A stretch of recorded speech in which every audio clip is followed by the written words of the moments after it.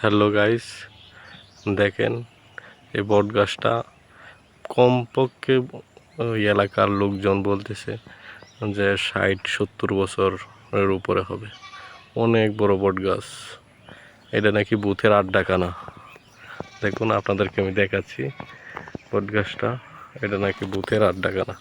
আসলে অনেক বড়, আরও বড় ছিল, ওই দিক দিয়ে আরও জায়গা নিয়ে ছিল, কিন্তু আস্তে আস্তে ভেঙে গেছে গাছটা।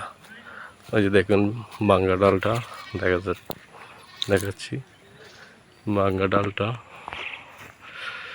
গাছের, এই যে এই ডালটা ভেঙে গেছে। দেখেন কত বড়, কত বিশাল জায়গা নেয়া বট গাছটা। এই যে একটা তার জড় শিকড় নিচে এইখান থেকে, মূল শিকড়টা এই যে অন্য একটা গাছের মাঝে হয়েছিল। এই দেখুন অন্য একটা গাছের মাঝে হয়েছিল বট গাছটা, ওই গাছটাকে গ্রাস করে দিয়েছে। গ্যাস এই দেখেন আরও কতগুলা শিকড় এই দিক দিয়ে উপর থেকে নামছে। এখন গাছটা মূল বট্ট ধারণ করছে এই, তারপর এই যে আরেকটা দেখেন এই দিক দিয়ে আরেকটা ধারণ করছে, এই যে বিশাল আকার ধারণ করছে। গাইস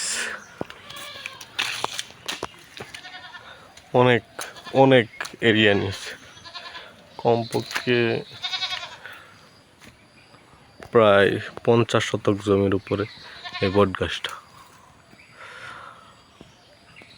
বিশাল এরিয়া। আমার মনে হয় এটা ঈদগার মাঠ, এটা হচ্ছে ঈদগার মাঠ পুরাতন। দেখুন বট গাছটা একটু দূর থেকে আপনাকে দেখানোর চেষ্টা করতেছি এখন। হ্যাঁ দেখুন, দেখুন তার এরিয়া, বিশাল এরিয়া। আমার মাথার উপর দিয়ে দেখতেছে, তারপর টানতেছি, অনেকক্ষণ সময় নিতেছে।